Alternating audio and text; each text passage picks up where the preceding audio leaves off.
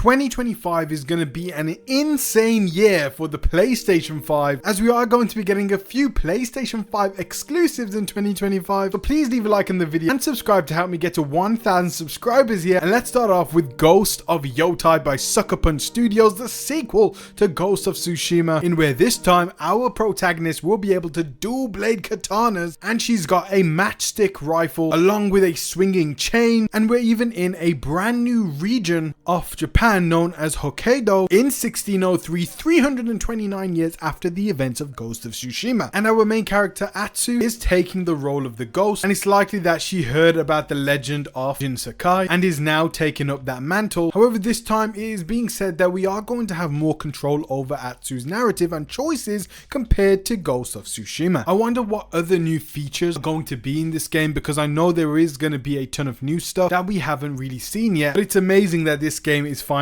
coming in 2025. We've also got the time limited exclusive Death Stranding 2 on the beach, which was actually going to be an entirely different narrative before COVID, in where Hideo Kojima actually rewrote the game and even pondered the question, should we have connected? That's going to be a massive theme within the game, and we are going to see returning characters like Troy Baker's character, but Higgs has undergone some sort of transformation and he looks absolutely insane with that electric guitar as a weapon. Sam Porter Bridges is once again our main character, played by Norman Reedus, and Leia Sado as Fragile, along with Hartman, and hopefully some more returning characters from Death Stranding 1. The game looks absolutely gorgeous in the Decima engine, and we even have brand new characters like Elle Fanning, and even a new corporation known as the APAC Corporation, but the story so far is very hard to make out, as not much on it has been revealed and it's only been teasers, but it's also said that the combat system has also seen an upgrade, so it's likely that that would be more prevalent in the second game. Kingdom Come Deliverance 2 is also getting released in February, and it is this big massive open world medieval adventure in where you can go off on your own and do a lot of side quests, but the main story is what you want to be focused on, since it continues from the first game, and even the combat system has seen a revamp. There's also brand new weapons like a crossbow which you can shoot from the back of your horse, and a brand new map separated into two parts, so there's going to be so much to discover, so much to explore, and just like the first game, it is going to be that first person open world that is very unique to other games, and it really does feel a lot different, very immersive, especially with this game taking advantage of the PlayStation 5. It should look and feel fantastic and should be incredibly immersive with so much little activities to do, along with the side quests and along with the main quest. Civilization VII is also coming in February to PlayStation 5, and it is the 7th mainline game, which is a 4X strategy game developed by the legendary team at Firaxis Games. Now in this game, players are going to be able to establish their own civilization and construct cities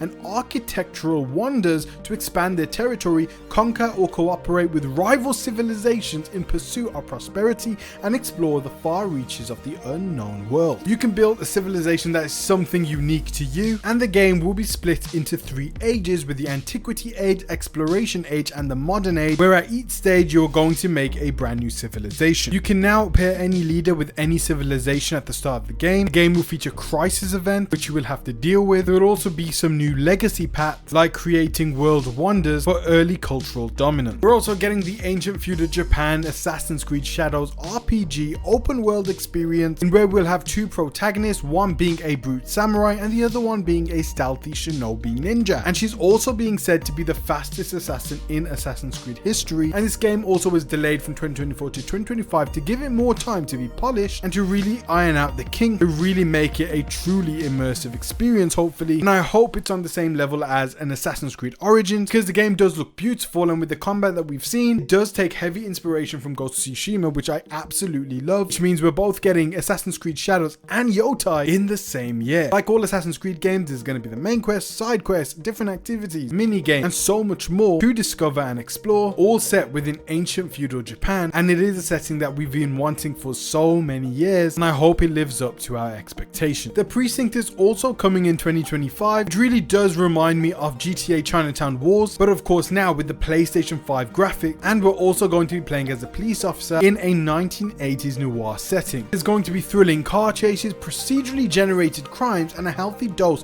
of 1980s noir as you protect the populace and solve the mystery of your father's murder in the line of duty. It's a love letter to classic cop movies, and it will be a sandbox that you can just go ahead and explore and mess around in, really have a good time. And I really don't think there's enough police games on the market It's really nice to have a brand new police game that looks as good as it does on the PlayStation 5 coming very, very soon. Mafia series also returns with Mafia: The Old Country, and this is going to be a very linear narrative, just like how Mafia 1 and Mafia 2 was, and it won't really go down that open world route that Mafia 3 did. And this is going to be an origin story of the Mafia, where we're going to play as a character called Enzo and his journey into the Don Torrice's crime family. And this is actually taking place in Sicily in the 1900s, so out of America into Sicily, a brand new setting, a brand new country, and Enzo will be proficient with the stiletto blade, a Leparo sawed-off shotgun, and you will even be able to ride horses as well as turn-of-the-century motor car. Of course, we cannot have this list without Grand Theft Auto 6, which is going to be a genre-defining,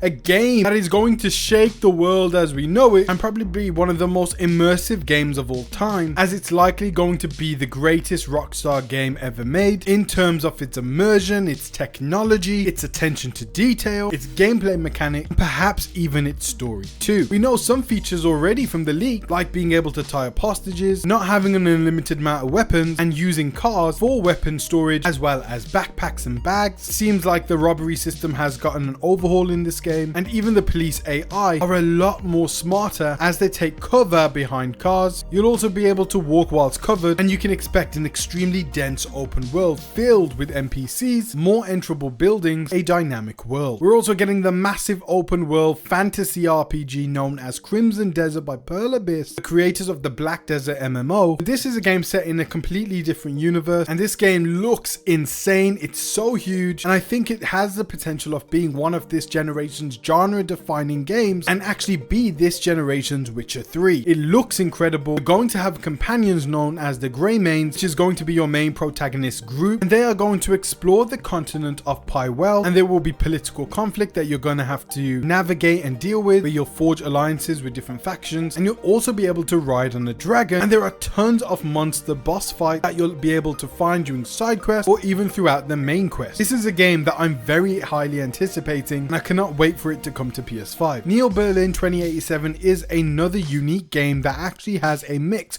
of third and first person, and it will be an action role-playing game created in Unreal Engine 5, being a cyberpunk themed game, which is being tailed as a deep cinematic detective thriller that takes place in a dark future version of Berlin. You're going to be solving a far-reaching conspiracy on an emotional cyberpunk journey about justice, friendship, love, guilt, sacrifice, and betrayal. The gameplay looks absolutely stunning, and I hope that the actual game is a little bit more polished than what we've seen, but so far it looks great, and I wonder if it would be ready by 2025. Seemingly it will be. Inzoi is an extremely lifelike life simulator, very similar to The Sims, that just looks absolutely photorealistic and comes with tons of customization, from literally being able to create any character that you want, control every aspect of their lives, customizing their homes, and even the surrounding area from the foliage to the road. You're going to have complete control in this game, and just like in the real world, you can find jobs to make a living while forming deep relationships through interaction. With a complete community simulation of every character acting on their free will,